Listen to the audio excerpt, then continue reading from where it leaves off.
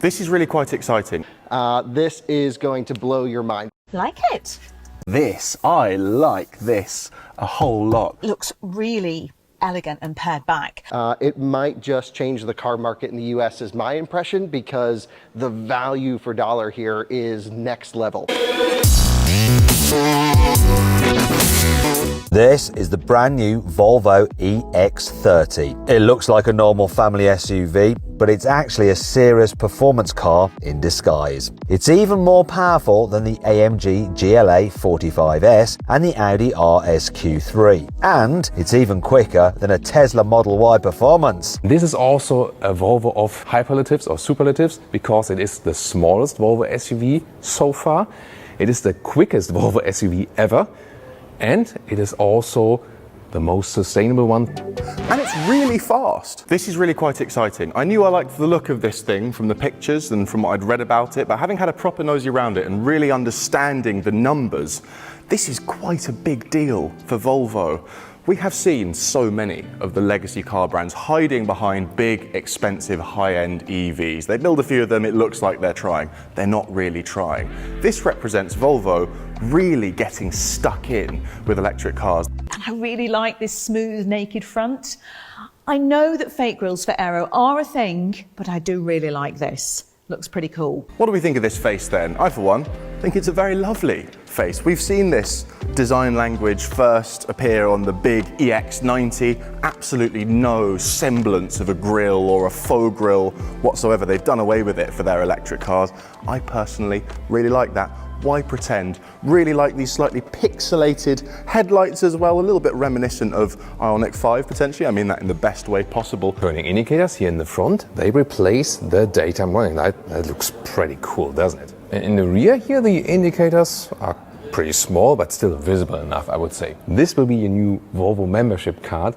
Yeah, I'm not kidding. This will be the car key, like we know from Tesla, for example, or use your smartphone here with the NFC connection, holding it right there.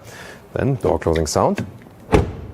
Nice, that's really solid. As we work our way around the sides, looks bigger than it is. This car is about 4.2 meters long. It's actually a tiny bit shorter in length than an MG4, but because it's square and boxy and high riding, it really doesn't look that way. We've got bespoke EV architecture under here. This is the SEA platform from Geely. 4 meters 23 or 167 inches. Wheels from 18 to 20 inch. These are the biggest ones. Also here with the signature of the rear lights. However, the CD value is not the best one, 0.28.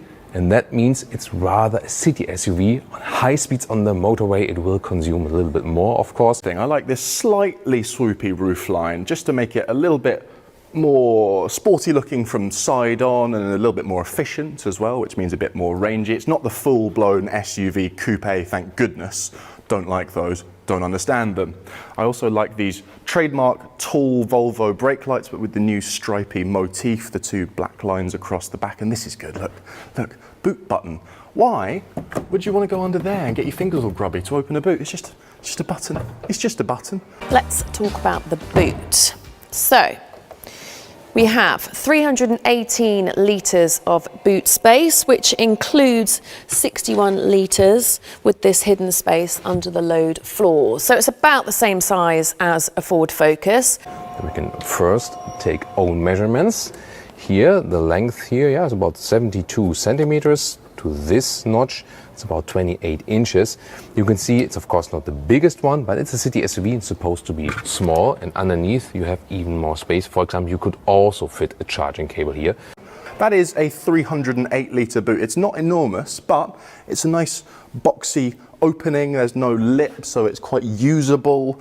Underneath the false floor, there's a bit of extra space. And then if you drop the back seats, which go completely flat, because of the high boxy shape, you then end up with 904 litres of space. And really loving this little pattern depicting, I don't know, I guess this is what people think of when they think of Sweden, or at least this is what Volvo wants you to think of when they show you Sweden. Really cool space under here.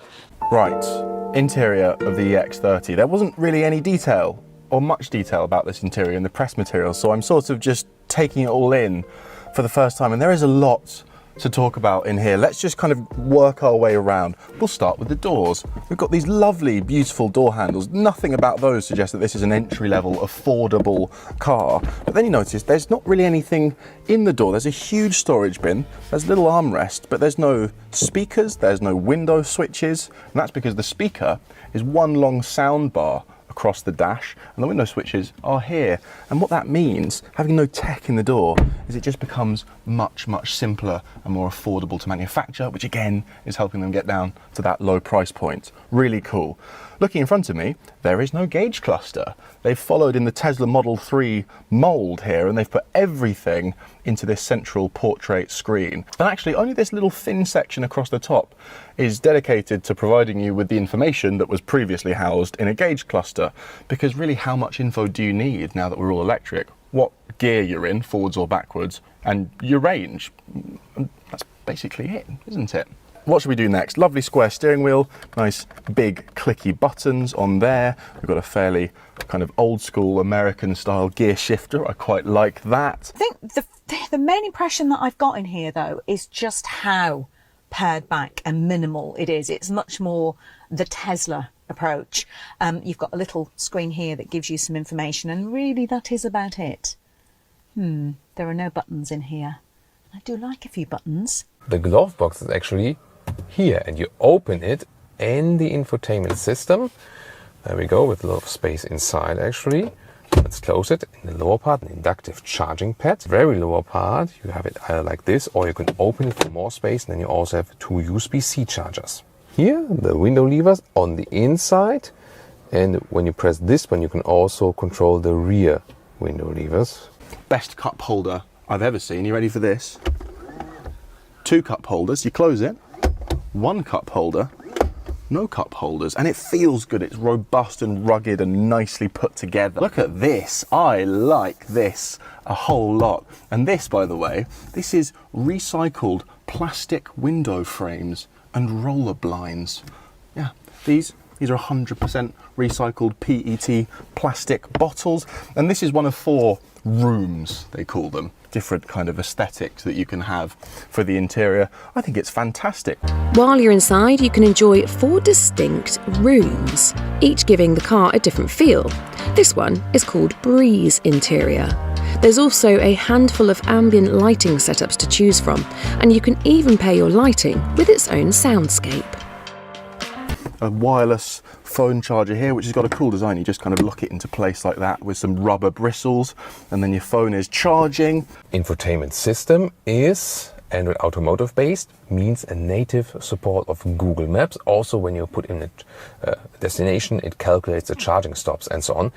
No digital instruments means that here the speed will be displayed in the top part. Yeah, I haven't liked it with the Model Y or Model 3 by Tesla either. Temperature unit is right here. Relatively easy to see everything, but of course everything into that screen, and this will then be the app overview. You will also be able to use Apple CarPlay wireless. Right then, let's remember, pretty small car. Seat is not all the way back in my driving position, but in one that I could safely drive in if I had people sat behind me. And here we go, here we go. I'm not spoilt for legroom, but I could deal back here. Plenty of headroom. We've got that flat floor. It is quite high, so I'm conscious that my knees are quite high up, but this is really not bad for a car of this size. Could they have created a little bit more cabin space by having a little bit less bonnet, maybe? Good room for 2 adults here on the outside. It's going to be a little bit tighter in the middle seat, but of course there's no transmission tunnel on this model, which is good news. But this centre console doesn't move back and forth, so you're not going to have a huge amount of legroom if you're in the middle. Again, it's just simple but nice back here. I do love the material choices. Again, nothing techie in the doors, just these really lovely tactile handles. Window switches are in the middle, a couple of USB-C charging ports. Recharging, it's pretty cool. AC charge 11 or even 22 kilowatt, and the DC charging 155 kilowatt. That means 10 to 80% state of charge in 26 minutes. Google Maps will automatically find you a charger when you're running low and take you to it, whilst the car preconditions the battery to just the right temperature. And when you get to a charger, that extended range twin motor can accept up to 153 kilowatts, whilst the standard range car has a capacity of 134. Two battery sizes, 49 kilowatt hour usable or 64 kilowatt hour usable. The smaller battery you can only have as single motor rear drive, the bigger battery you can have as that or dual motor performance. More on that in a second. Ranges are only predicted at the moment, but they reckon that the entry level car is going to have about 214 miles all the way up to 298 for the longest range one, which will be the big battery single motor. Let's talk tech, because the EX30 can steer, accelerate and brake to park itself. It can even parallel park, and it will find you a parking space too. At speeds of up to 13 miles per hour, it can locate spaces and will show you your options on the centre display. All you need to do is pick one and the car will do the rest. And there's more. Cameras on all sides will give you a high resolution 360-degree bird's eye view of the car. The view automatically pops up on the centre display when you go into reverse gear or approach an obstacle at low speed. The EX30 also uses radar to detect cyclists or scooters approaching and has all the usual driver assistance programs like lane changing tech, collision avoidance systems and a driver alert to warn you if your attention is wandering. It will start below 40,000 euros in the easiest trim and also with the small battery.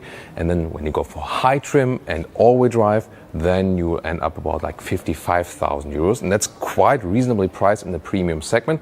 Yes, of course, it's a small SUV, but if you compare the non-premium competition, there's not too much price difference. So I think a very interesting proposal. So, just under 34 grand.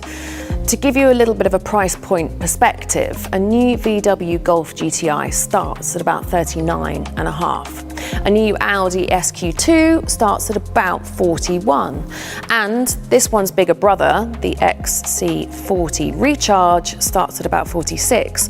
So Volvo are making electric vehicles much more accessible. They're bringing them to a much wider audience. In fact, Volvo are definitely taking steps towards bringing us a much more affordable EV. Quick word on the entry-level version, the one with the small battery. You might be looking at that and thinking, hang on, that's just there to get the entry-level price down. No one's actually going to buy the one that's got a real-world range of less than 200 miles. Well, on the contrary, Volvo have done some research into their customers and they reckon the majority of people who buy this car will be buying it as a second car. They'll have something else for longer journeys. The majority of people who buy this car will have their own driveway with charging facilities and they're probably going to be using it for less than 31 miles per day. So actually, for a huge amount of the people that might be interested in this vehicle, that short-range entry-level version will be more than enough. Interesting, isn't it? Small, cheap, by modern car standards anyway, and it is a good-looking car. It'll be out on the roads in early 2024. Still, I bet these are going to be absolutely everywhere in a year, don't you? I mean, it looks right, it's got a badge people like, it has the right technology and practicality, it apparently dissolves climate guilt on contact, and the price is very, very punchy and probably won't change every 5 minutes like it does when you try and buy a Tesla.